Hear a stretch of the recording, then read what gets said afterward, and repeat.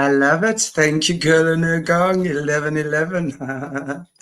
Welcome, everybody. Happy Saturday, and welcome back to Saturday. Here with me, Chantelle, your hostess with the mostest awesome guests and viewers. And I claim that. So, welcome. It's Saturday, and wonderful to be hanging out with you all again.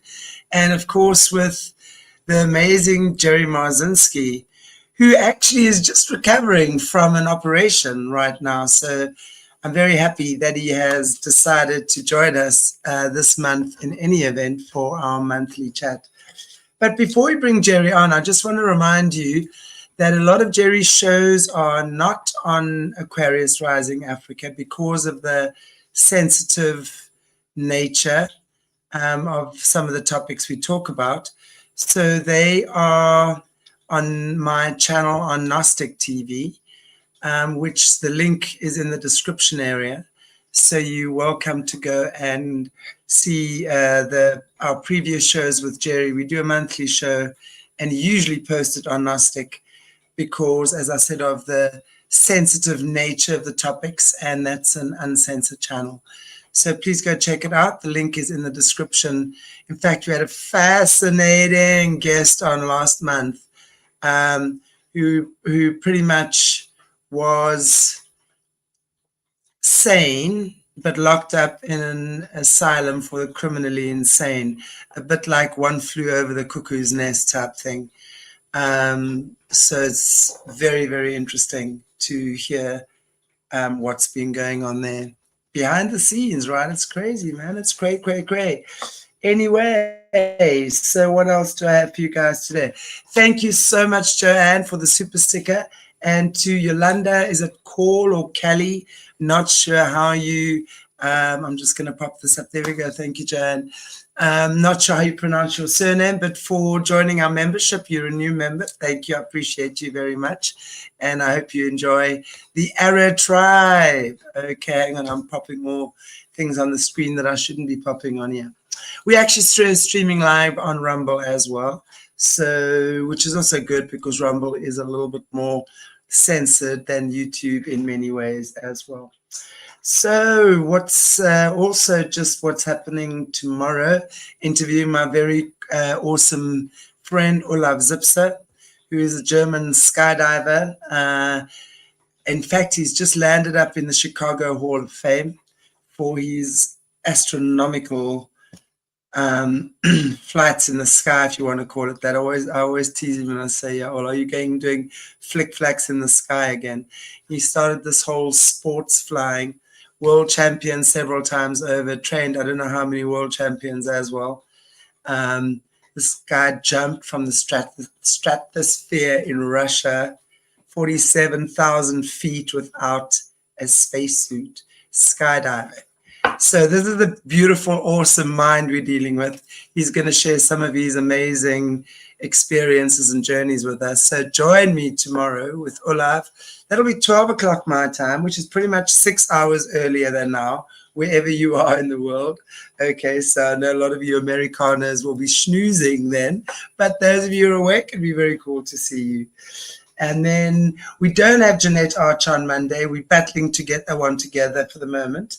But instead of Jeanette on Monday, there's Archie Mara. Archie will be joining us again on Monday. And then tomorrow as well is the book club with Jessie, Patreon book club. So join us for that. And now without any further ado, I'm going to bring on Mr. Jerry Marzinsky. Ta-da.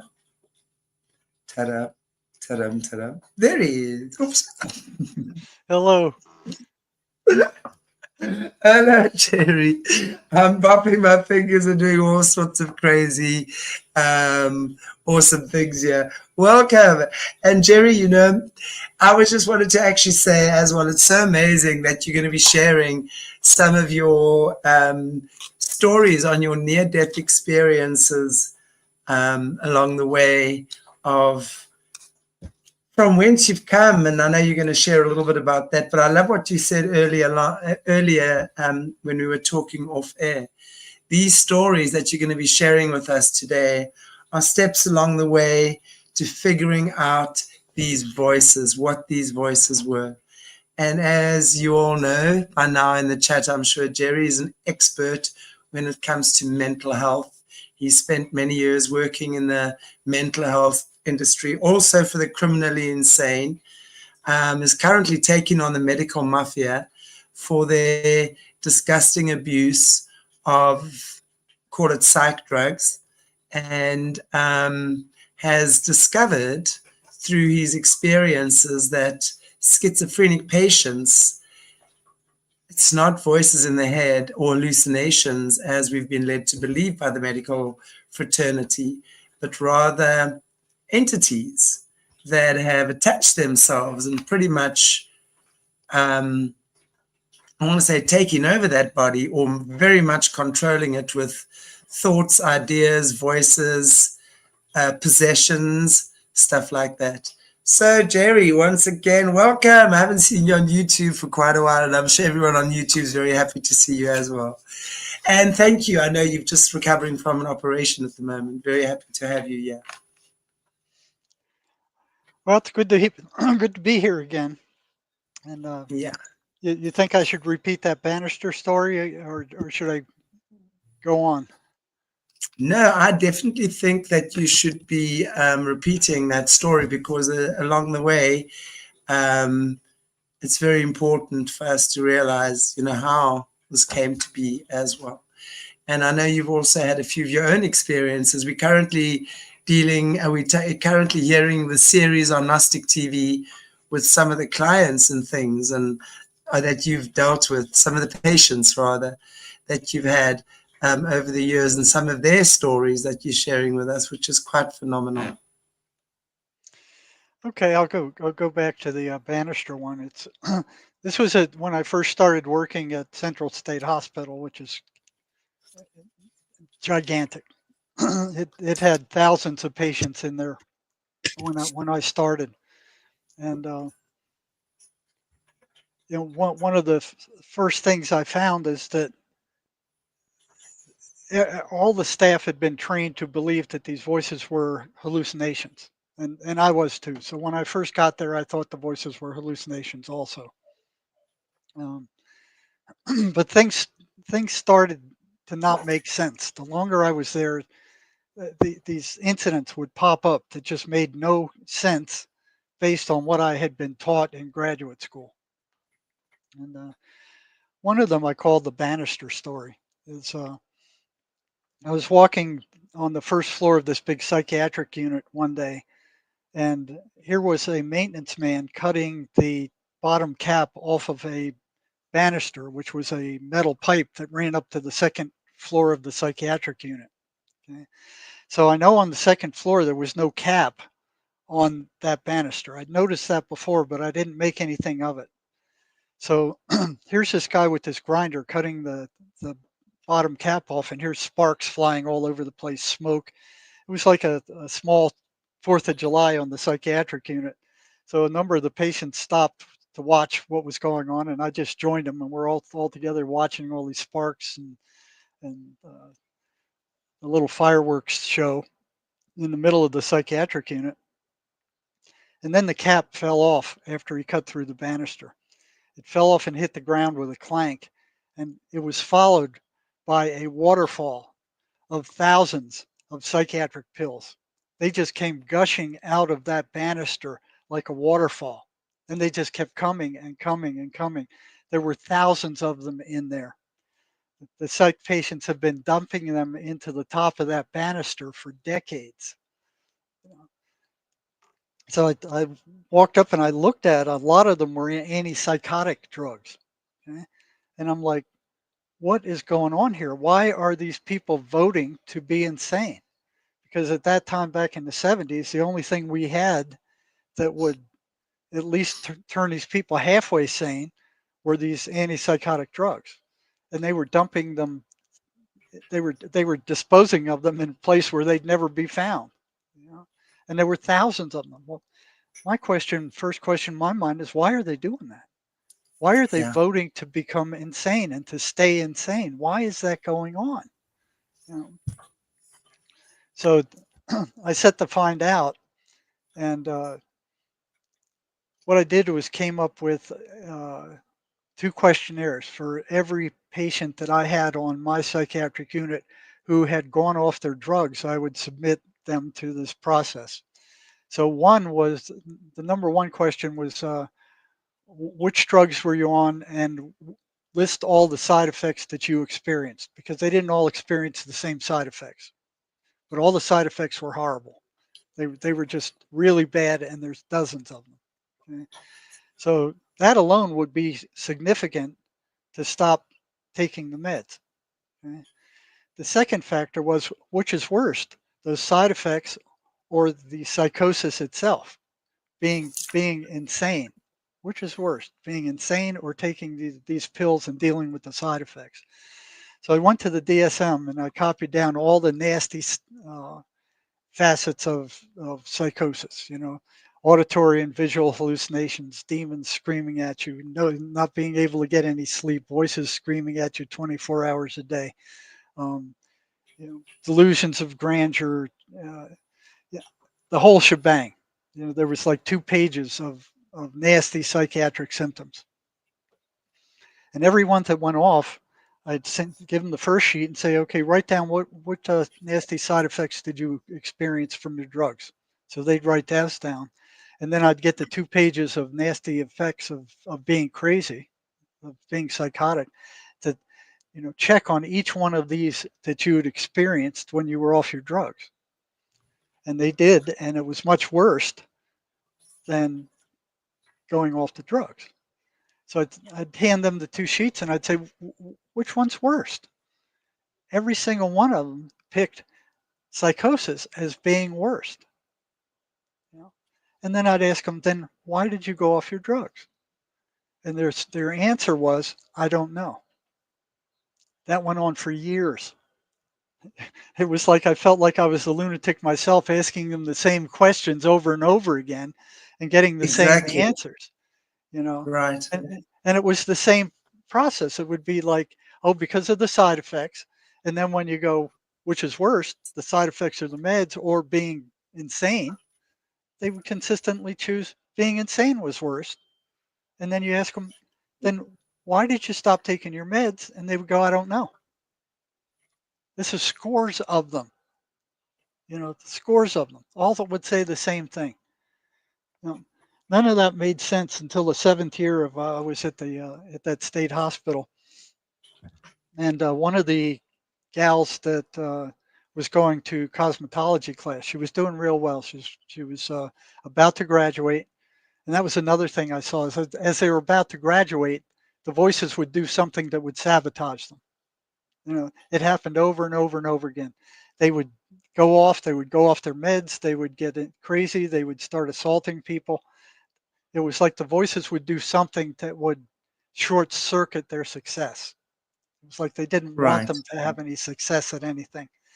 So this one gal, she stopped taking her meds and she went ballistic in the cosmetology school. And the teacher called me and said, "Come and get her out of here. She's destroying my class." And so I went and pulled her out and asked her, "Do you stop taking your meds?" And she said, "Yeah, I did." And so we got her remedicated again. And then a week or 2 later, I brought her back in again, and I said, "You knew that you were going to be discharged if you went off your meds one more time, and then you did it anyway. Why did you do that?" She goes, "The side effects." So I did the same thing with her. I said, "What's worse, the side effects or being crazy?" She said, "Well, being crazy." And I said, "Well, the team is about to discharge you." And she called her mother. Her mother's begged me not to discharge her because she couldn't handle her at home. And so the mother said, "We'll come up and talk to her, and we'll find out why she went off her meds." So the mother came up one Friday afternoon, and the 2 of us are in there, kind of interrogating, like, "Why did you do this? Why did you go off your meds? You knew you were going to be discharged if you went off your meds again." And she said, "You won't believe me." And I said, "Well, I've heard some strange things since I've been here. I don't think anything's going to shake me up. You know, Tell me what happened." And she said, "The voices started telling me that the psychiatrist was poisoning me, and they pointed to the side effects of the medications as proof that I was being poisoned, which indeed was what was going Wow. on. Those were toxic effects of those medications. She was slowly being poisoned, which is what those drugs do. They slowly rot out your central nervous system, but the psychiatrists don't tell them anything about that. That's left in the background. And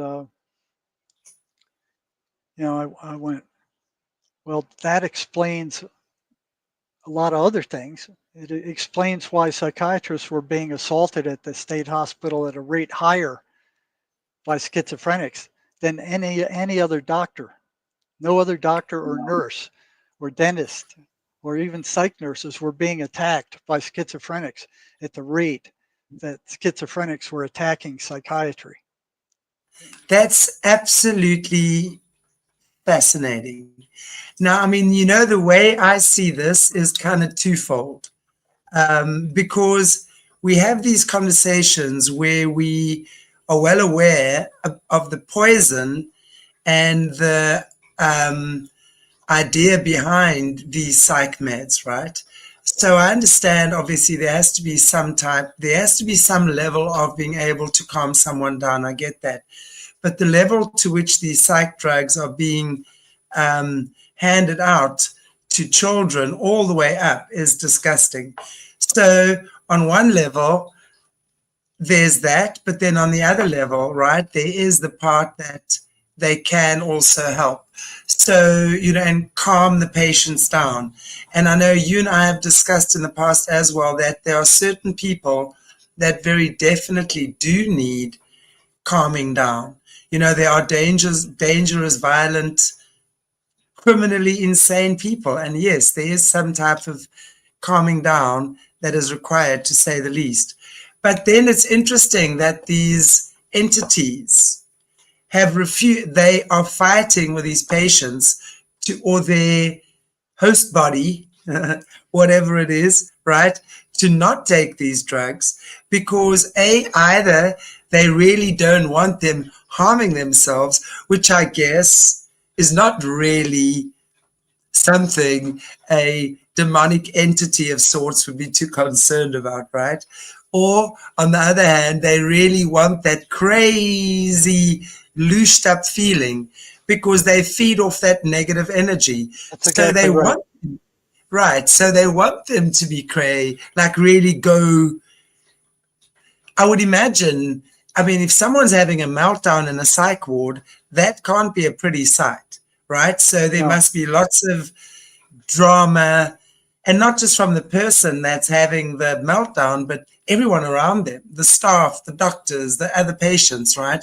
So it becomes quite a thing. And they all feed off that energy.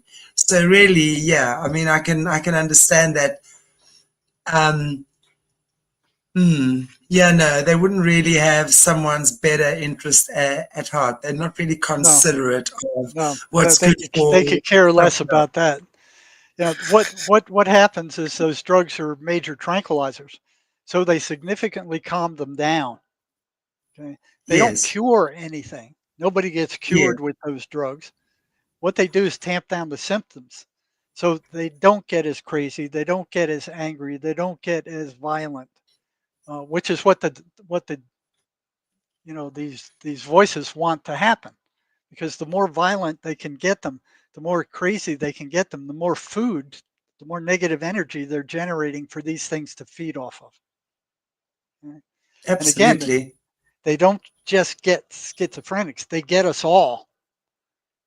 They're constantly inserting negative thoughts into our thought streams, that sound just like we do. Exactly. Yes, And exactly. that was another phenomena that I investigated later on. But when she said that to you, though, Jerry, sorry to interrupt you. I want to just find out when she said that to you in the moment, because up until that point, as you said, this went on for years, right? That people were saying, I don't know, I'll rather be crazy than take my meds. I mean, to the extent that there's hundreds and thousands of pills flowing out of the banister Right? I mean, how crazy. I would have actually liked to see that sight. It must have been quite a sight to behold, I must be It honest. was.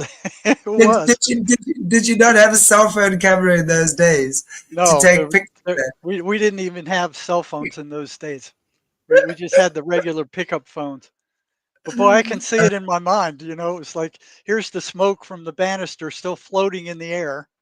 You know, there's this mystical thing because the smoke was still there, and through the smoke is this waterfall of multicolored pills hitting the ground and then bouncing around all over the place, and then just flopping over dead, like this army of pills, and it just spread all over the room. I mean, it just kept going over all over the place, and I'm like standing there, I'm absolutely amazed, like what is going on here? It's like what I, could possibly explain this? I would have loved to be a fly on the wall that day just to see the people's expressions on their faces for no other reason than that. That's for sure. I think I was more shocked than almost anybody else because this was from this was the Outer Limits. This could have been on that Outer Limits show. The do do do do do do do do. Just like it just made no logical sense whatsoever. And it But was I like, found that, yeah, I think that's hilarious. I really, really, really do. I have to say, I mean, and I mean, as I said, just the sight to behold. Jerry, are you okay? I know you've just had your up. Are you in pain? Are you okay? no, I'm sitting on a bag of ice. I'm doing good. I'm happy to hear that. So, guys, Jerry's on a bag of ice there right now. So, we're just sending you happy vibes, Jerry, that you're going to make it through this. I'll Oh, make it lovely. through it. So another one that came up was here was this constant aggravation between schizophrenics and psychiatrists. The schizophrenics didn't like the psychiatrists. They didn't like their drugs. The psychiatrists didn't spend any time talking to them. They didn't spend any time trying to figure out what was going on or even to listen to them. All they would say, are you hearing voices? And they go, well, if you're hearing voices, we're going to increase your meds or we're going to change your meds. They would spend 15 to 20 minutes with them a month. And I was always wondering, what are the psychiatrists saying to these people that are causing schizophrenics to attack them in 15 minutes in the short 15-minute office visit they have every month? You know, usually take a little longer than that to aggravate a patient to the point where they attack you. But no, psychiatrists were getting back then. The central kitchen of the hospital was like the grapevine, and there was always stories of schizophrenics attacking psychiatrists in these different units around the hospital. And the more arrogant the psychiatrist was, the more likely they were to get attacked. You know, so When you say attacked, I mean, are we talking violent attacks? yes, Yeah. yeah, Are we just, they'd punch him in the face. They'd throw him on the floor.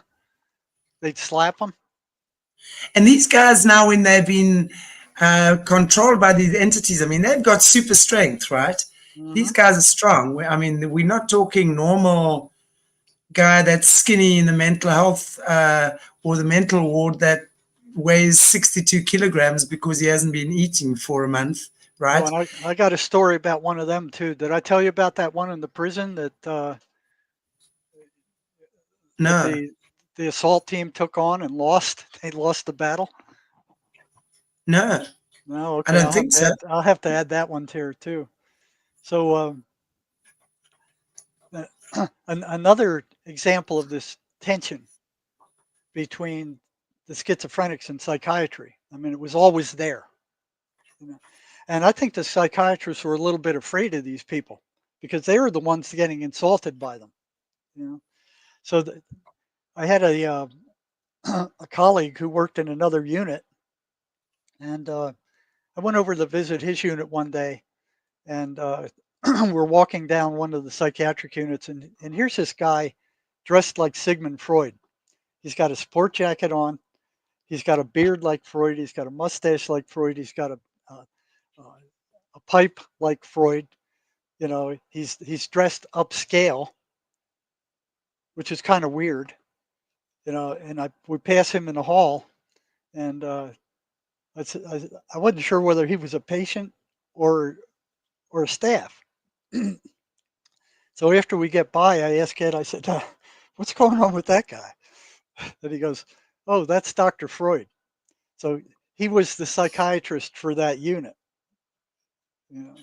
So we didn't have the highest quality psychiatrist at the state hospital. So that was my first introduction to Dr. Freud. And then Freud. Some months later, Ed calls me and he goes, you got to come and see this. Jump in your car, come on over to my unit. I said, what are you doing? What are you talking? He said, just come on over here.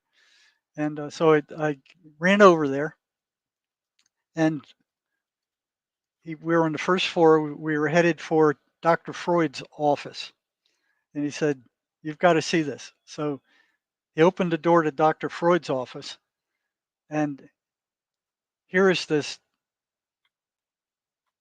pile of feces shaped into a pipe right in the middle of Dr. Freud's desk. And I look at that and I go, what is going on here? And Ed said, no way, Doctor. It actually happened. So this reminds me of a lie they told me in graduate school. They said schizophrenics are too disoriented to do any serious complex planning. Okay?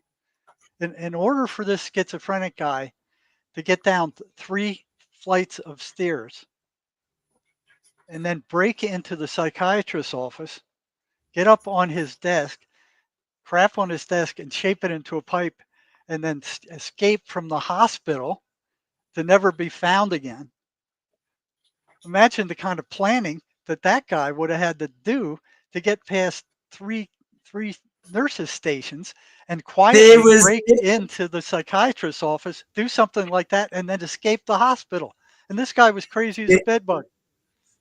Well, I can think of a couple of reasons. Firstly, those demons had a beef with that Freud. They did not like Freud. Those demons were not going to let Freud get away with that. So they sat between all 20 of them, however many were embodying that body, right? They concocted this plan perfectly. That guy got in, they did his business, never to be found again. They got away with that. Yep. I mean, that is like super gross. That story sticks out in my mind. True story. That's like super gross. But my gosh, you can imagine, I have the picture of all these 20 demons all scheming with each other and deciding how this plan's going to work. I mean, no way. That's like, oh my gosh. Somehow he pulled it off. I don't know how he got past 3 nursing stations, at like 3 in the morning. My point exactly. It was a tough task. But Jerry, that's my point exactly. There was no way he planned that on his own. I think you're right. I think you're right. I think the voices were behind that one. So no, most definitely. Sorry, I think we had a lag there, and I was probably talking over you. Most definitely, I think there's not even a question in my mind. There's not even a question that those entities had concocted that escape. They were so proud of themselves after that. So here's just a little taste of these bizarre things that I was witnessing at this giant psychiatric hospital. And what I found is if I didn't write them down, I would begin forgetting them. Okay, so right. I was reading Carlos Castaneda. I don't know if you know about him, right? You've heard of Carlos Castaneda? No. Yeah, I was reading him, and he was under training with I guess you'd call him a shaman or they call themselves sorcerers. Okay? And this guy would be in and out of different realities all the time. Right? And one of the things he said was that when stuff starts happening to you that is outside of your purview of reality, if you can't understand it, you will get rid of it. You know, you it, and I found that if I didn't write these bizarre things down, these bizarre stories down, I would forget Yeah. them. Okay. So I had to know if that was true. I mean, that was absolutely critical for me to know. Is it true that if I witnessed something that is bizarre, like I had been, this is just two cases of it, but there were many more odd things that just didn't belong in this reality that popped up and disappeared in the psychiatric unit. So I'm thinking, how can I prove this? How can I prove that if somebody's exposed to a incident that makes absolutely no sense at all Sense. in their reality, how can I see what the mind does with it? Will it actually get rid of it? Will it actually make it disappear to kind of patch that crack? So because it flies in the face of your entire concept of what reality is. So I Right. was thinking for months and months and months. How do I prove this? How do I prove? I need to find out whether it's true. First of all, you know, because if it is true, then I better start writing down these incidents. All right. And how many have I already forgotten? And every solution that I could come up with to demonstrate something that was so outlandish that it didn't fit in with current reality would have probably got me locked up and cost me my job. Yeah, And I I just believe couldn't that. come Yeah. up I just couldn't come up with a situation that I could perpetuate and then um, watch evolve into uh, what Castaneda was talking about. And then one day Right. it hit me. I had uh, I had one patient who had already graduated from the rehab center. He started his own what do you call it, cosmetology business in Tucson, or not this was in Georgia. Okay, so Yes. I was friends with him, so I'd stop by every once in a while, and he would give me haircuts, and we'd just shoot the breeze. And he was he wasn't clinically crazy, but he was crazy crazy. He was just stupid crazy. And um, he would tell me stories of all these nutty things that he did. And then I came up with this idea. Um, Rick and I, another psych, he was a psych nurse, I believe. We had some dates set up with these two social work interns that weekend, and I'm like, this this might work. And what I had stored up was for costume parties. I had this complete Nazi uniform, German helmet, but jack boots, a fake machine gun that looked real, and a tunic that a friend of mine had made that would have belonged to the SS officers, had a string of machine gun bullets. So it looked just like a real Nazi, you know, once you put all that stuff on. So I And you said, look German as well, so I would imagine. Yeah. but I couldn't do it because I had to watch. I had to be the one watching, because I was watching for what was happening. So I called James up and said, James, I got this idea. You got to help me out. You're the only one crazy enough I know who will do this, and this is what I want to know. And he goes, yeah, I'll help you out with this. So I said, we got a date with these two social work interns this weekend out at Rick's lake house. Right. what I'd like to do is get you to dress up in this German uniform as I drive by in this dirt road and come out from behind a tree and walk in front of them, but don't turn toward them. All right. So basically, you're being a Nazi out of place in the middle of nowhere on this dirt road, miles from any town, and you're going to appear out of nowhere. Uh, and what I'm going to do is I'm going to get out of the car ahead of time and say, "What was that over there?" And so we went out there. We found the spot where he was going to be. He was going to drive himself out there with the uniform at a specific time, like 7 o'clock at night. It was already dark. All right. I was going to pull up in my car with the two social work interns right to that spot where he was hiding behind the bush in the Nazi uniform.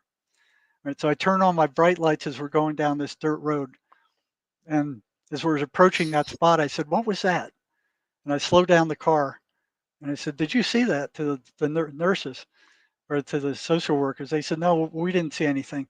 I said, "Hold on, I'll be right back." So I stopped the car. I took the keys just in case they decide to take off. And I walked in front of the headlights and disappeared off the road to the left, right, and ran back toward the car as fast as I could. I didn't want them to be alone when James walked across the headlights with the Nazi uniform. So I wanted to be back there by then. So soon as I disappeared off of the out of their sight, James slowly walks out dressed as a full dressed up Nazi, swastikas on his headband, German helmet, machine gun, you know, banners, jackboots, everything, Nazi insignias, and his instructions were, "Don't even look at the car. Don't just act like the car it was not even there. Just slowly walk through the headlights and then disappear off to the left side." I said, "By the time you get off the road, I will be back at the car." Okay. So it came off like clockwork. So he disappears to the left side of the road. They just watched a full battle dressed Nazi soldier walk slowly in front of their headlights for about 20 seconds. And then I'm back. So I get back in the car and I go, "Well, I guess it was nothing." I said, I don't know what that was. So I just started driving. I didn't say anything, you know. And so they're sitting there dead quiet. And I'm just driving like nothing happened, and then after about a minute, one of them said, "We saw a soldier." And I said, "A soldier? You saw a soldier out here in the middle of nowhere?" But notice the first degradation. It wasn't a Nazi soldier. It was a soldier. All right. The first degradation from a Nazi soldier to a soldier, even though it was very clear it was a Nazi soldier. But there was no way. What's a Nazi soldier going to be doing out in the middle of Georgia at night, Right. in the middle of nowhere, walking in front of their car with a machine gun?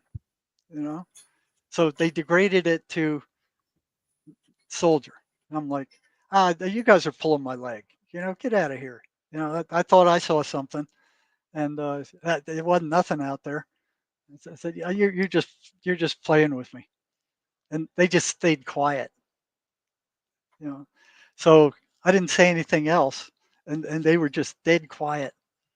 And we got to Rick's house, and he already had the steaks on the grill and stuff, and we were just shooting the crap. And I told Rick, I said it was strange getting out here tonight. I said, are there any army bases anywhere near here? He goes, "No, no, the nearest army base is 150 miles from here, you know." And I said, "Is it hunting season?" He goes, "No, it's not hunting season, you know." And well, that came out later. So I told Rick it was strange. I said I thought I saw something moving out to the side of the road, but when I went to check, nothing was there. And these guys said while I was gone, they saw a soldier. And then I asked, is there any army base around here? And they go, no, no army base. So I said, tell Rick what you guys saw. So they start describing, well, Jerry was gone and we saw a hunter. Okay. So they're the ones that said they saw a hunter. So it went from a Nazi soldier to a hunter. All right. So here's the degradation happening right before my eyes. A Nazi soldier Wow. in the middle of nowhere didn't make any logical sense at all. In the middle of Georgia with full regalia and a machine gun. Doesn't make any sense whatsoever. So it gets turned into a soldier, which made more sense because there was a military school, but they wouldn't have been parading around in the middle of the night, dressed up. So it went from there to a hunter, and then I went, Rick, is it hunting season? And he said no, and I said, would anybody be out there hunting anything after dark in the middle of the 7, 8 o'clock at night? What would they be hunting? He goes, nothing that I know of. So that was it for the rest of the night. They didn't say anything Wow. else. Right? Now That's insane. Wow, wow, wow. that wasn't the end of it. It was like when one of them finished their internship, and I was driving back to the airport to drop one of them off, and I said, do you guys remember that night at Rick's house? What happened that night? Something strange happened that night, and they didn't remember what it was. It was completely out of their memory. Wow. So that was a warning to me that when I started seeing this weird stuff, you better record it because you weren't going to remember it. It doesn't fit in with everyday reality. That is so fascinating, Jerry, because that is really, and as you say, the degradation happened right in front of your eyes. It's almost the cognitive dissonance, right?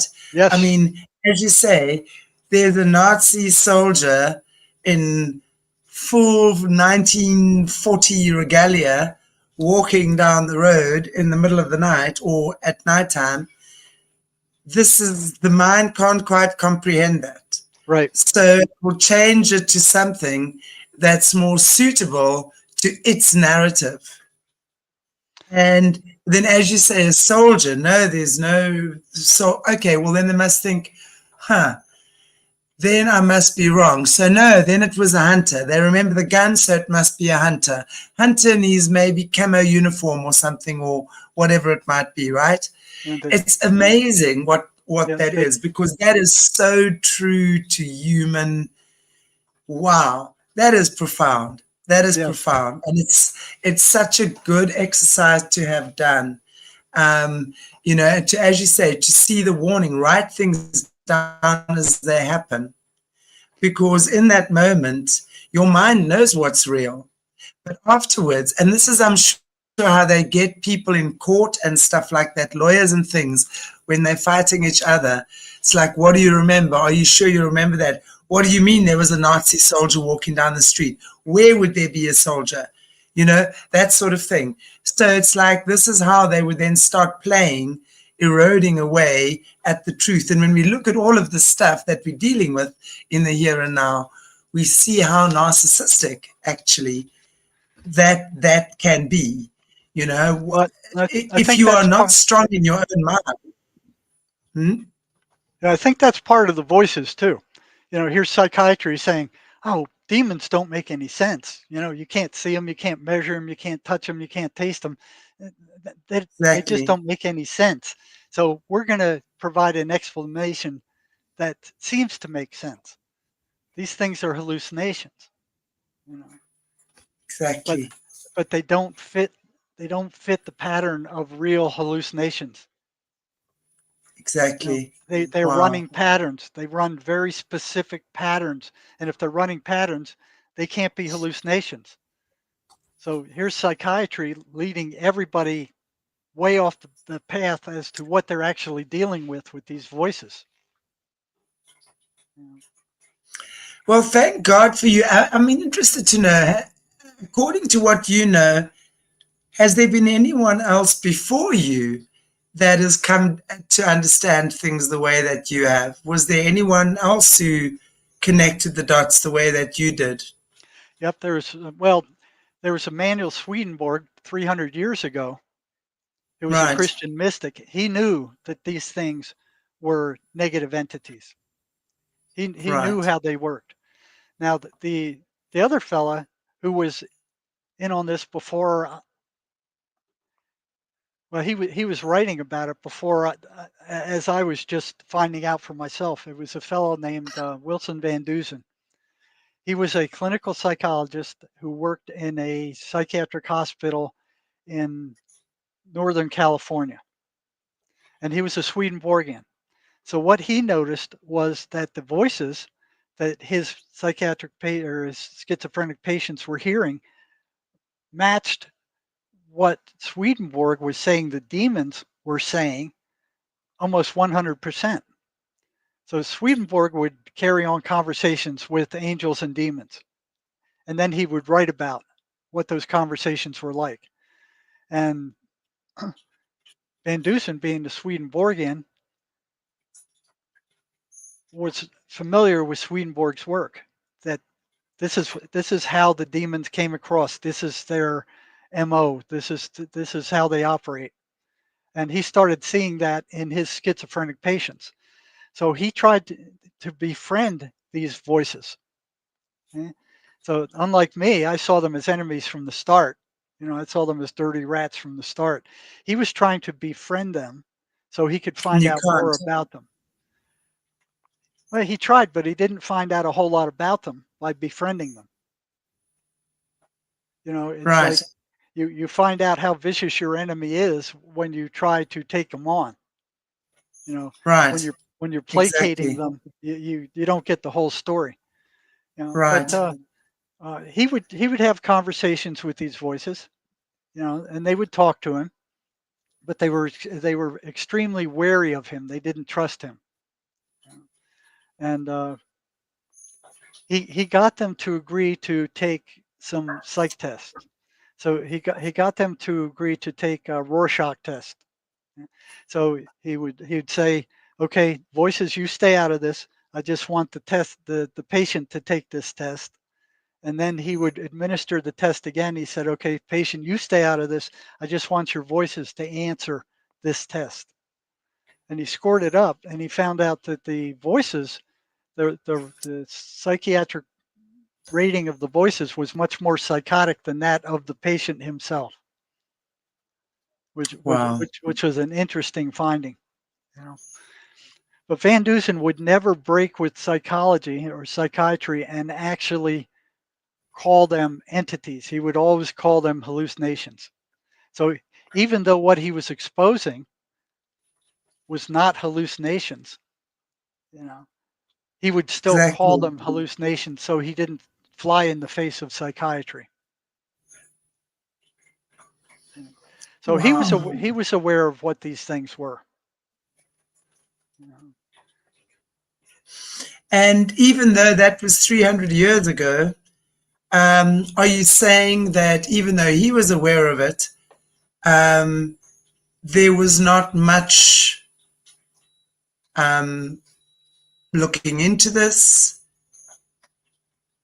How were they getting rid? If he saw that these voices were entities, what were they doing to rid the patients of these entities? Were they like doing exorcisms and stuff like that? I would imagine in those days they definitely didn't have the mace method, No, but yeah, they probably they were doing exorcisms. I wrote about it in my book. They were throwing these right. people into vats of freezing cold water. They were giving them enemas with vinegar. Um, they were hanging them. They were torturing them. They were filling them with. They were giving them insulin shocks. They But were doing all kinds of horrible tortures to them to try to drive out these voices. the voices would have just become louder then, because we know now the more you torture the person or the more painful or unpleasant the experience of the human, the more that voice or entity loves it.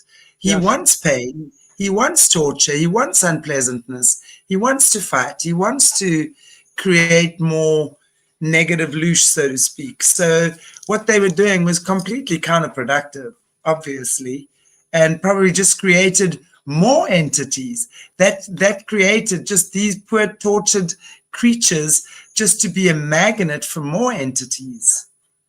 I think you're right. They weren't doing them any good. You look at the history of Exactly. psychiatry, then they moved to what do you call it?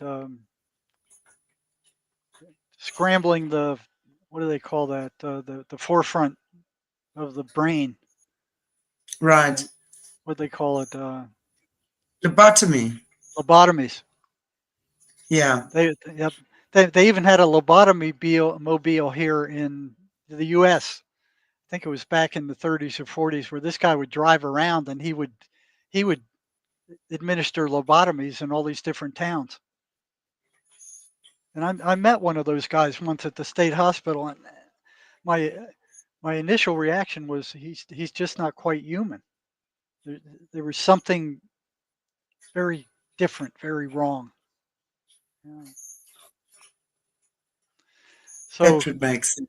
um, now here was another interesting incident that made no sense. Now this was in my personal life. So here's these weird things happening in my personal life, and they're also happening in um, at the state hospital. These weird things that made no sense. These weird happenings. So at that point, I was going for my commercial pilot's license in gliders, sailplanes. All right. And one of the things we were practicing were emergency landings. Right? So I already had my private pilot's license. I was going for the commercial, which was a lot more difficult. So we were practicing emergency landings, which meant you had to you had to drop that airplane out of the air right on this cone, and then you had 250 feet to stop it. And if you went past that 250-foot mark by even an inch, you failed the test. Okay, so it was very difficult to do. It required a very precise control of airspeed and altitude. Okay? And it was hard. So I had this instructor who was an ex-Marine. He was also a Civil Air Patrol pilot. Um, but yeah, he wasn't. He was a good pilot, but he wasn't a superior pilot.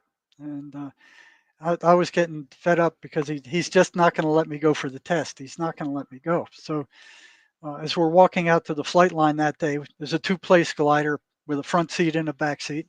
And he goes, "You're flying from the back seat today." And I said, "Why am I flying from the back seat? I'm not going to be able to see anything past your fat head. Your head's going to be blocking the whole view of the runway." He goes, "You're flying from the back seat." And I was pissed. I'm like, okay, flying from the back seat. Right. So the tow plane pulls us up, and we're about 300 feet, and we're running the pattern. I'm on final approach. Okay. And I'm carrying extra altitude because in a sailplane, you can lose that altitude almost instantly, but you can't get it back. You don't have an engine to get it back. Right? So on final approaches, because one time I got caught in a downdraft on final approach, and I almost got thrown into the desert because of this downdraft on final approach. I always carried a little bit of extra altitude on final approach because you can always get rid of it fast, but you couldn't get it back.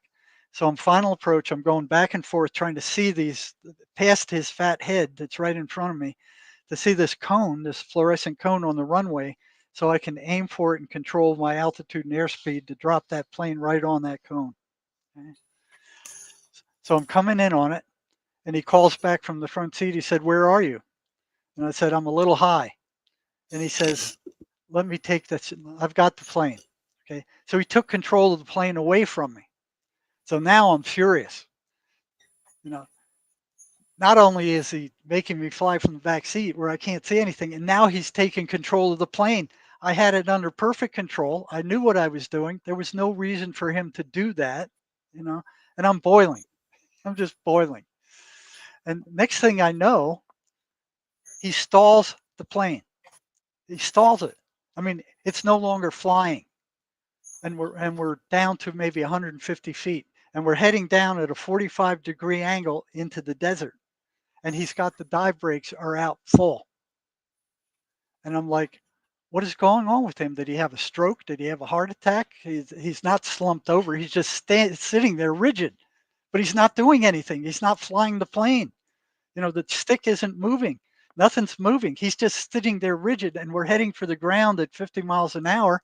There's nothing in front of that sailplane except some aluminum tubing and some fiberglass, you know. And so I reach over and I go, Jerry, his name was Jerry too. He said, I said, I'm closing the dive brakes. Unless he closed those dive brakes, there was no way he was going to gain control of that airplane at all. But it was federally illegal for me to do that. I shouldn't take control of the plane when he announced that I was pilot in command, but he didn't have enough altitude to safely pull that thing out now. So I closed and locked the dive brakes. And I called up to him and said, Jerry, I closed the dive brakes. And he's still not flying the plane. We're still heading down. He's still sitting there rigid. And then, maybe must have been 75, 100 feet above the ground. He finally starts flying the plane, but not before we fly through the top of this Palo Verde tree. So I had my window open in the back seat, and the strut hit this big branch, and it cuts the branch in half, and it goes flying by my window, and I'm sitting there watching it fly by. So instead of acting like I normally do, I mean, I don't just sit calmly when this kind of stuff happens. I'm doing something, but I couldn't do anything, and I had this very calm feeling just come over me. I mean, it was like taking 3 shots of vodka or something. I mean, Yeah, it just this very calm knowing. absolutely. It was like just sit back and watch the show. If I had to put words to it, it would be sit back and watch the show. So I'm sitting there watching now. Now we're no longer lined up with the runway. The runway is this way, and we're coming in perpendicular to it. So there's not 250 feet to land that plane anymore. There's 35 feet across that runway, and on the other side of that runway is a big deep ditch and a pile of dirt that's like 4 feet high. So if we make it past the barbed wire fence, which would have cut the canopy off the head, would have cut our heads off, and we did get to the runway, we couldn't land parallel to it. We would have landed perpendicular to it, bounced off the runway, hit that ditch, and then crashed into that wall of dirt at 50 miles an hour with a sailplane that just had some metal tubing and fiberglass in there. We probably would have both been dead. Wow. So I'm looking out the window and I'm going, are we going to make it? I'm looking at this barbed wire fence that he has to cross that in order to even get to the runway. And I'm going, he's going to make it. No, yeah, no, maybe, no, yeah. And I'm unsure, but all the time I'm just totally calm. There was this absolute knowing that everything was going to be okay, even though it couldn't be. It just couldn't be. The way physical things were lined up, we're dead. At least we're going to get seriously injured.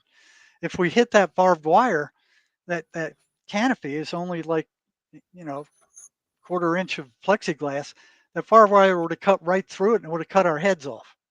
Right? So we would have had to clear that barbed wire to avoid that fate.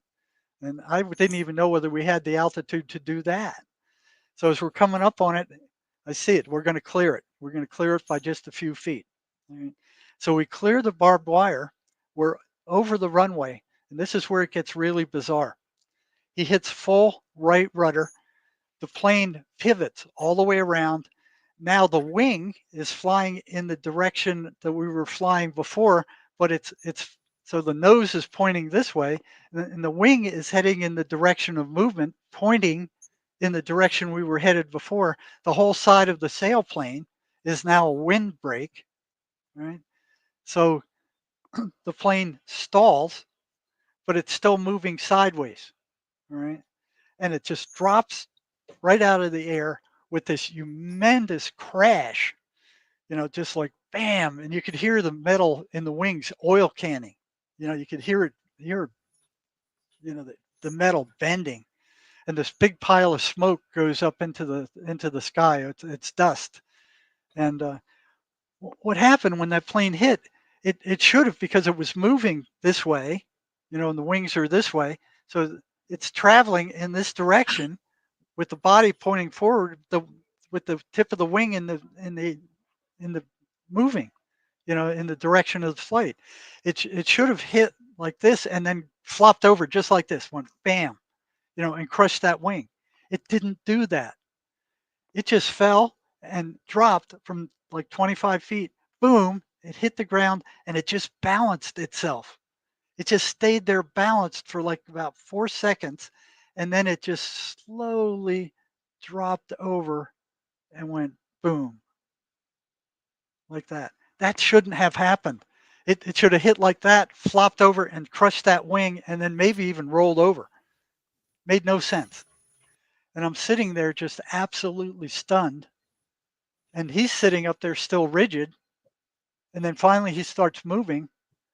And I'm like, what just happened? And he opens the canopy and he slowly starts getting out. I didn't say a word to him. I got out and we're looking at that plane, and I was expecting it to be completely destroyed, from as hard as we hit. We slowly started walking around that plane together and we finished the loop. There wasn't a scratch on it. There was no damage whatsoever.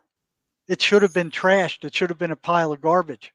And we're standing there and I look at him and I said, Jerry, what happened? He said, I don't know. Well, I love stories like that because it just makes us realize there's a force, a very benevolent force, right? Whether you choose to call it God, your angels, spirit guides, whatever, that is much greater than we are. And that for whatever reason, that is divine protection. I mean, the way I see it, you're divinely protected, and you were definitely not meant to leave the earth plane that day, neither one of you. But I also think it's just such a beautiful story that makes us realize miracles are the order of the day. Now that wasn't the It makes first us time that wasn't the first time that happened. It happened in a series of three.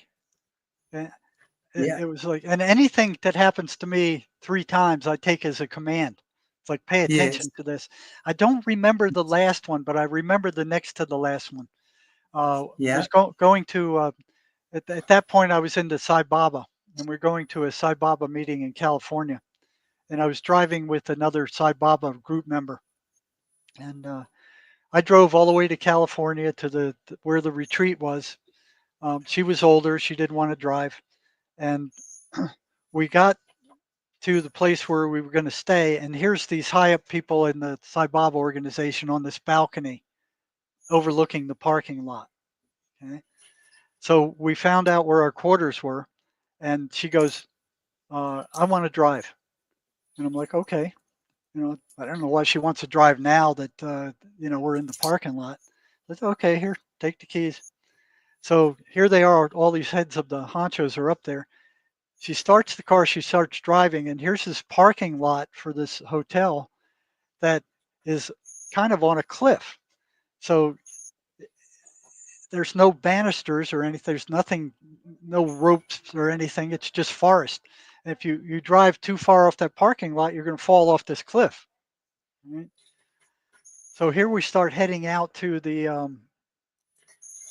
out to where we were staying, and she guns the car, and she's heading right over this cliff. And I look at her and she's got this intense look on her face, like this, like she's intent on driving that car over the cliff. And I see that, and then I feel that feeling again. That same thing. Watch the show. Everything's going to be okay. But it couldn't. Here we are with her pedal to the metal, driving this car off that cliff, and I'm watching her with that feeling like everything's going to be fine. Just watch the show. She hits a tree at the edge of the parking lot right before we go over, and the tree kind of bends over like halfway. The car stalled. Okay, all these hotsy-totsies start running down to see what happened. Okay, and same thing happened with her. After we hit the tree, I look at her and I said, "Anne, what happened?" Guess what her answer was? Voices? No, it was, "I don't know." The same thing Jerry Vance said when we crashed the glider. I don't know. Right. Something I don't know. something Yeah. else something else had taken both of them over. And from looking at Yeah. her, I mean, now I couldn't see Vance's face, but I could see her face. And she was staring straight ahead with this determination to drive that car over the cliff. I mean, just like it was she was intent on doing this thing. And I'm looking at her like it makes no sense, with this feeling like everything's going to be okay. So what she said was that the gas pedal stuck. Okay, but one of the head honchos was a Porsche salesman in California, and he came down and checked the car, and he said no, it wasn't the gas pedal. The gas pedal wasn't stuck. So they couldn't find any reason for that to have happened. So Wow. the next day, I went out there to look at the tree again, and the tree had completely fallen over. So that's how close that tree came from giving way and us going down that cliff. So Well, you are here's the certainly not meant to um, leave the earth plane at the hands of someone else. That's for sure. That to me is very, very clear. yeah, but Wow. they were both so where another person had been taking over, and I could actually see it, and Yeah, what was happening was deadly dangerous. absolutely. Just shows you again, there's this amazing divine power that has, if it's there to protect you, whatever you choose to see it as, if it's not your time, it's not your time. And if your guardian angels, God, whatever you choose to call it, is protecting you and saving you from what would have, no doubt, on those two occasions, you would have met your demise, no doubt. Oh, no doubt. Yeah. And it just wasn't your time to leave. And that's just, I don't know, I think that's amazing. I love that for you, Jerry, that you're still here with us, telling us these wonderful stories. Yeah? Yeah. Then and that occurred 3 times, that same thing. So there's something to it. There was another incident in a car that was similar to the one I told you about, where somebody had been completely taken over, and disaster was imminent. So yeah, there's I think of that often. When I start thinking, no, uh, it's something that I'll never forget. Especially like, oh, just sit back and watch the show. This out of time space interval that was injected into my life for me to see. Exactly. Exactly. So Jerry, well, I just know we are all very happy that you are still here because we're going to be making use of your time, many more hours of it many more hours of it in the future on this channel. That's for sure. Wow. I want to just see if there's anything that just come in here in the last few minutes. Yeah, it's interesting. Yeah, Bets's comment. Did someone want you gone, Jerry, but God intervened? I love that. It really is Well, true, you know. I'm sure the voices You, didn't like me. I mean, I remember one time walking into the emergency room where I was doing psych crisis, and here's this gal in the bed. She was a psych patient, and I looked at her and nodded and went to the computer to get my assignments. And she turned out to be assigned to me for an evaluation. And she told me during the evaluation, she said, soon as you walked into the psych annex, the voices said, stay away from this guy. He's dangerous. She told me that, and I never met her before. I never saw her before. She just told me that right off the cuff. So I'm sure they're not happy about me being around. Um, no, of course not, because you threaten them. You are taking their food source away. Those bodies that they're hitchhiking on, and that they're kind of like being like little fleas on a dog, right? Because that's really what they are. If you look at it in the microcosmic sense, they literally are fleas on a dog's back, and those fleas want that dog's blood, and they feed off it. These things are doing the same thing. So of course you're taking their food source away, and they, now where do they go now? When this person vibrates themselves right out of their reality, right? Because that's ultimately what it's about. When you raise your frequency, these things cannot hold on to you anymore. right, right. So They want to now keep they've got that to go, frequency down. exactly. So now they've got to go find another body. They've got to go fight other demons to be a tick on someone else's body, right? Yeah. Little parasite, because that's what they are, little parasites. Parasites, little vampires. Wow, So there was another story. I don't know if I interesting. told you Yeah. this story. It's, Carry on. um, the, it's a story. I call it the bottom to the voyage to the bottom of the lake. Did I ever tell you that one? No. Okay. That's when I was wondering. I was still working at the state hospital then. Okay. Um, and I was wondering what these voices were. I wasn't sure what they were. You know, matter of fact, I wasn't sure what they were until probably 20 years later. I know they weren't good, but wasn't sure they weren't some facet of the person's psyche. I didn't think they were hallucinations because they were causing too much purposeful trouble. And one day I prayed, and I said, God, uh, let me experience what these voices are. What do they sound like? What are they like? And nothing happened. 2 weeks later, something did happen. So what would happen is that day is I lived on a lake in central Georgia uh, and commuted to the state hospital every day. So when I was a good swimmer. I was a scuba diver. I loved the water. It's like a fish in the water. I was comfortable in the water, and I would go swimming after work. It kind of calmed me down. And this night, I got in my bathing suit, and I'm picking my way out into the water. There were rocks on the bottom, so but it was a nice warm day. The surface of the lake was like a mirror. It was just totally smooth. The water was bath warm. Okay? So I started swimming and kind of hit my stride. It was like a meditation kind of thing. I wasn't burning up any more oxygen than I could generate. And I'm kind of cutting through the water at a kind of a moderate pace.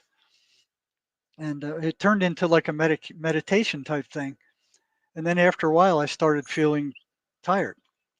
So I came up and I looked around, and I'm far from the shore. Yeah. And I'm like, whoa. And it's dawn. The sun's starting to go down, and I hear this thought in my head saying, you know, you're too far from the shore to make it back. Which was true. I was too tired to make it back in the shape I was in then, but I wasn't the least bit worried about it because by then I already had a half a semester of skin diving and a half a semester of scuba diving, and you know how to deal with emergencies in the water, that kind of stuff. So I wasn't the least bit worried about it. And that thought says, well, you're far from the shore. And I go, yeah, okay. And it's starting to get dark. I go, well, yeah, you know, and you're too tired to make it back. Yeah. And then it goes, and you're going to drown. And I'm like, I'm going to what? I'm going to what? Where did that come from? And then I realized that whatever this was, it was a yes set. Now, why would I run a yes set on myself? So it's the same things that salesmen do to you. You get a vacuum cleaner salesman comes in and he shows you how good it picks up the dirt, and you go, well, see how good it picks up the dirt. It even got the dirt off your rug. That you like that, right? Yeah. And you like that it does this and it does that, right? Yeah. And there's a whole set of yeses, and then it's like you want to buy this thing, right? So that's like the final yes in the yes set. So I'm like, where the devil did that come from? Because it didn't sound any different than my normal thoughts. There wasn't any difference in. Exactly. It sounded like all the thousands of other thoughts that went through my head on any particular day. And so what I had to do to kind of get my strength back is go into what they call the dead man's float. So you put your hands behind your back, you take a deep breath, and you're floating on your back like a dead man. Your face is underwater, your legs are dangling down, and your arms are dangling down, and there's no movement. You don't have to spend any energy to stay afloat. And then when you run out of air, you kick your head back, you blow out the air real quick. And as soon as you blow out the air in your lungs, you start sinking. Okay? So before your mouth goes under, you have to get your lungs full again. And then even when your lungs are full again, you still keep dropping below the surface for another 2 to 3 feet before you bounce back up again and then go back into the dead man's float again. And then you just float that way for a minute or two until you run out of breath, and then just repeat the process. You could do that for days if you had to, if you didn't freeze to death. And the water was bath warm that day. So I go to do that again, and I'm on my way down from taking in the breath, and here's this voice shows up again, and it repeats itself again. You're too tired to make it back to shore safely. It's getting dark. You're heading for the bottom of the lake, and you're going to drown. And I'm like, what the hell is this thing? You know? And I come back to the surface again, and here it runs its thing again. You know, it's getting dark. The lights on the shore are going to start going out. You're going to get disoriented. You're not going to be able to find your way back to the shore. You're too tired to make it back. All these truisms, and you're going to drown. So what I did the next time I let out the air, instead of floating back up, what I did was let out more air. So I started sinking on purpose, like spite this thing. It's like, whatever you are, So I started sinking further, and then I started sinking very quick because once you hit a certain depth, it's called a crush depth. It compacts your lungs, so you're no longer buoyant. So you actually start sinking very quickly because your buoyancy has been crushed. Right? So I'm dropping real quick at this point. It's now after dark, and I'm heading for the bottom of the lake. And I'm dropping so quick it startled me. So with this weirdness going on, what I did is I shot to the surface. Even before I got there, I knew what was going on. And here's this thing again. Okay, you were sinking. You're heading for the bottom. You're too tired to make it back to the shore. The lights are going out. Uh, you were sinking, and you're going to drown. And I'm like, what the blazes is this thing? because it wasn't me. I wasn't worried about drowning. I wasn't the least worried about it. It just wasn't any concern of mine whatsoever.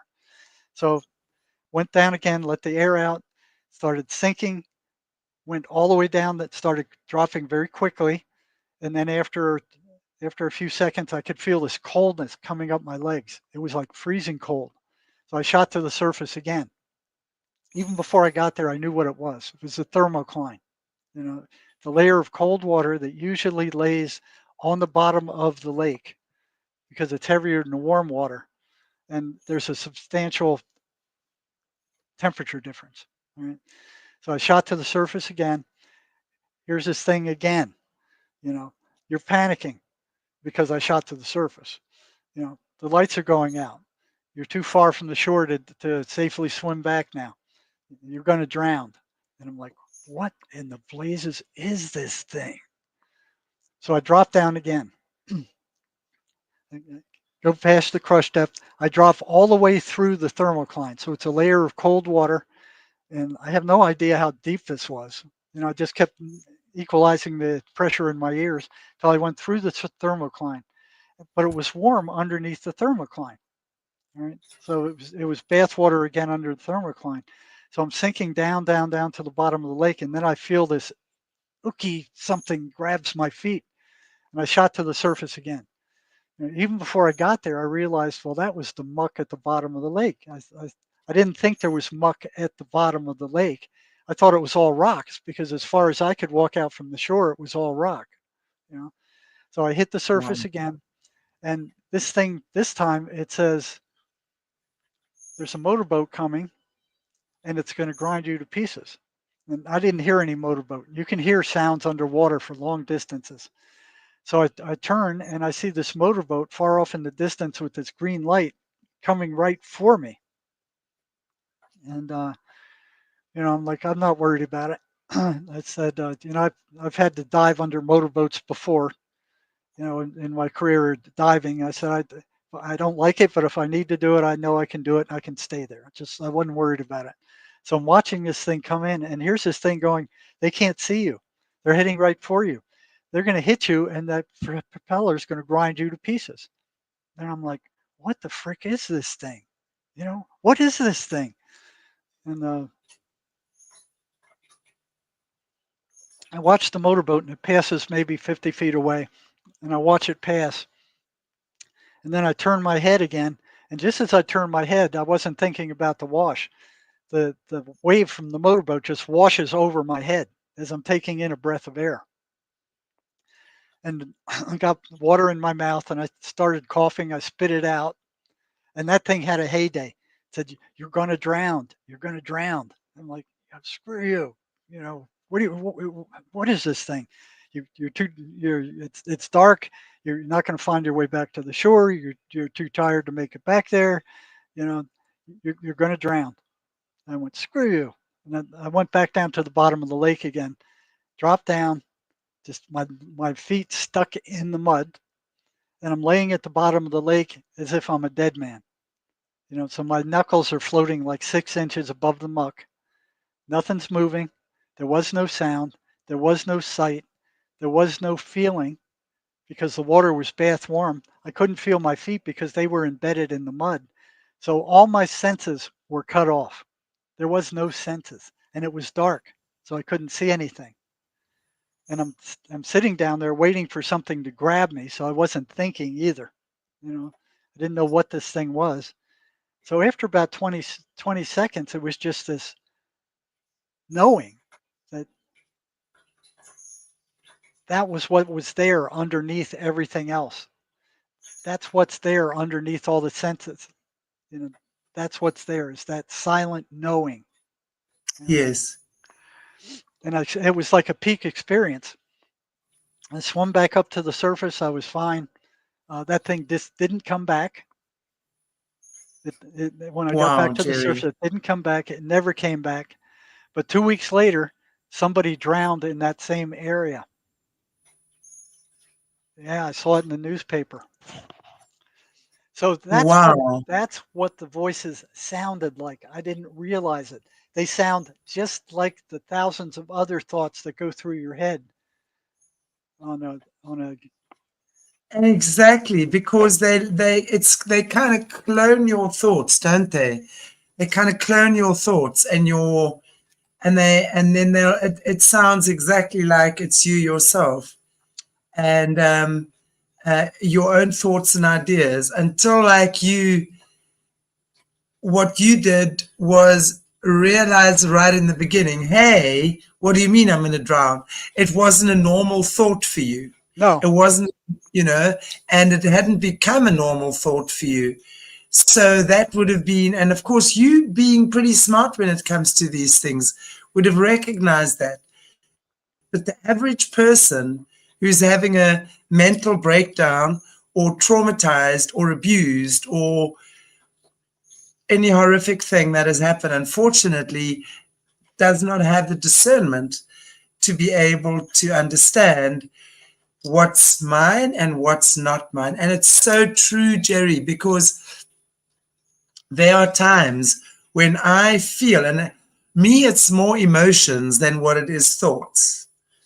I will know I'm not feeling fantastic today or something's not right, but that's not my feeling. I'm taking on something for someone, or I've had something come at me, you know. But at the end of the day, I'm able to quickly, mostly, realize what's mine and what's not mine. But it's very interesting because it's like it clones. This thing clones your thoughts, it clones your emotions. It's like an invisible cloak over your thoughts and your emotions. That's the only way I can explain it from what I've seen and from what I myself have experienced. How would you describe that? And especially to people, some of our viewers that are watching that might be experiencing stuff like this. I mean, what would you advise Well, people to do? watch that the thought does not counter your intent. Okay, human beings do not intend bad things for themselves. they don't do that. They, they intend good things for themselves. These things intend bad things. So Yes, if the if the flow of the thought is a negative intention, it's probably not yours. Right? exactly. And they do operate both by feelings too. I remember, a time where I was sitting out on the front porch and all of a sudden I just got this depressed feeling from out of nowhere. Where'd it come from? I had nothing to be depressed about. It just slowly came over me and it's like, where'd that come from? They can do that too. So if they can make you feel bad, then they can get you think bad. They can get you to think Exactly. bad. They can make you feel bad And do bad. and And do do bad. bad, because ultimately that's what it starts with that feeling thinking, right? It's eroding the thoughts and the emotions, creating stress, creating depression, creating pain, creating anger, creating ongoing cycles that are negative and that take you down all the time. And that's when it's just an ongoing thing. They love that. They love that. They love that. Wow. That's crazy, man. I have a interesting little story here from it's a few pages, but it's one of the clients that I worked with. Um, that I think will give you kind of a little bit of insight into how these things operate. Okay. Um, it's a few pages. Do we have time to read it? Yeah, yeah, for sure. For sure. Okay. I'm not in a hurry unless you are. Um, yeah, I got to be done in 20 minutes. So I think this would be good for this one. This one I called it Sarah. This happened. Um, it happened, I think, while I was working in one of the emergency rooms doing psych crisis. I start off, I say, a giant of a man with an eerily crazed look in his eye came through the door of the psych annex. He towered over his police escorts. I studied him. The look in his eyes reminded me of Charles Manson. Even brief eye contact with him was sufficient to send female staff creeping toward the protection of the windowed office area where they reported his look sent chills down their spine. As I read through the police documentation, I saw that he had a diagnosis of chronic schizophrenia and a history of refusing medications. I fed his medical record number into the computer and found that he had been psychiatrically hospitalized previously. Records indicated that he was hearing two voices, one very powerful male and one female, who upon last admission he had reported were trying to help him. After learning all I could from the records, I called him into the interview room and seated him where a closed circuit camera could keep an eye on him. I made sure he was not between me and the door. He outweighed me by about 50 pounds. After we sat down, he leaned menacingly forward and stared piercingly at me with those mason eyes. I sensed he was hearing voices and decided to come right out and ask. I said, "Are you hearing voices?" He said, "Yes." I said, "Are you hearing them right now?" He said, "Yeah." He said, "And what are they telling you?" He leaned out of his chair further and just stared straight into my eyes with a hypervigilance. I watched his every move. I knew that if I show any fear, I've lost and he would have control. I met his stare and gaze back warily. His eyes are like deep black caverns, and I feel like I'm gazing into the eyes of a savage beast. "What are they telling you?" I repeat. "They're running me down. They're telling me I'm no good, I'm worthless, and that I should kill myself. Sometimes they tell me to kill other people, but so far I haven't listened to them." "How many do you hear?" I said, "One strong one." I said, "Male or female?" I said, "A male." "Is he telling you not to take your medicines also?" "Yes." "He's doing that because the medication's weaken him," I said. The man goes silent, leans over with a savage look. It feels like the voice is looking through his eyes and staring at me with burning hatred.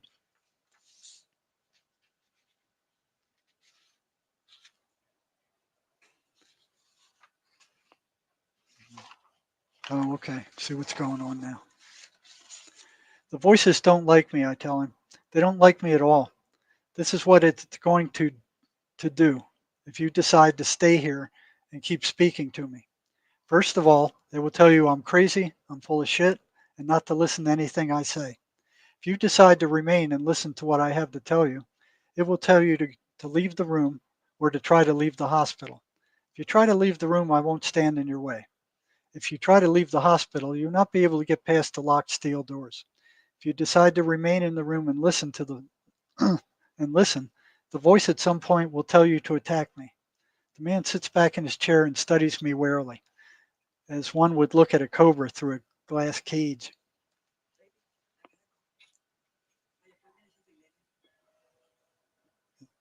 "Oh, I thought you said 11:30. Oh man. Yeah, go and I'll meet you down there. I'll drive down there. Yeah. Oh, that's right. That's right.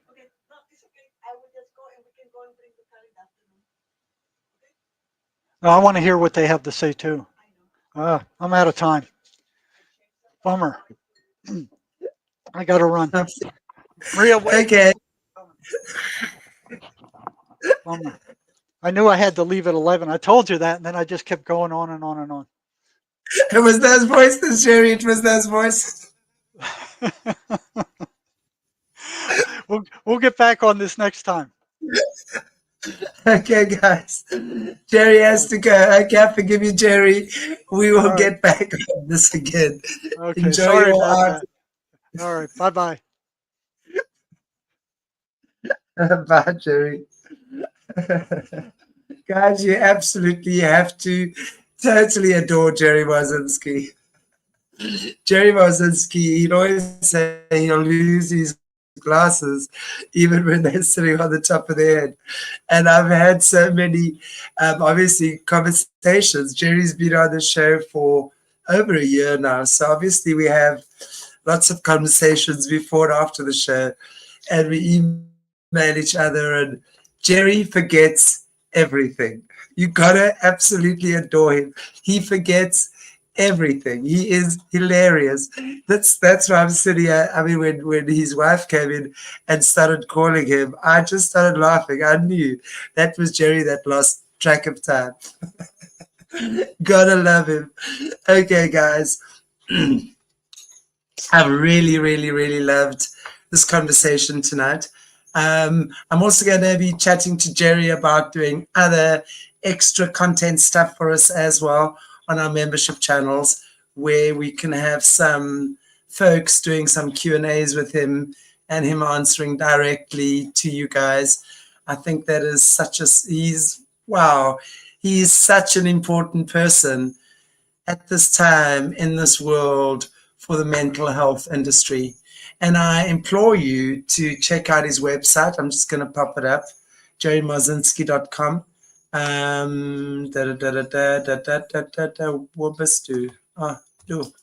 There you go. And on there you can check out his books, obviously his website, email address, stuff like that. He's really amazing in terms of the information he's bringing for us in terms of the mental health industry. So check it out. And then until such time that I see you again, God bless you all, everybody. Happy Saturday. I'm very happy to be hanging out with you. It's only 10 to 8. Yes, on a Saturday night. And I must say it is... oh, thank you, Joyful Janine. Yeah, I want to dive in through my computer screen and go and hang out with you guys in the chat room.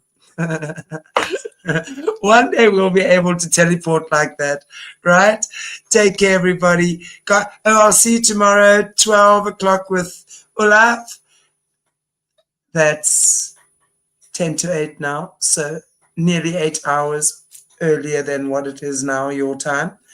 And then we are doing the Patreon book club with Jesse at 3 o'clock my time. Or is it 4 o'clock? 4 o'clock, 9 o'clock Eastern time. And then for those of you yogis on who's hanging out with Shanti on Telegram, 6 o'clock tomorrow night my time. I'm just doing a little gathering on my Telegram channel, talking about just how the fast was, what the transformation was, and I'm going to tell you guys some new things we're going to be doing on that channel as well. So join us at Hangout with Shanti on Telegram. Take good care, everybody. God bless you all, and happy, happy, happy Saturday and Sunday. And remember, don't be good.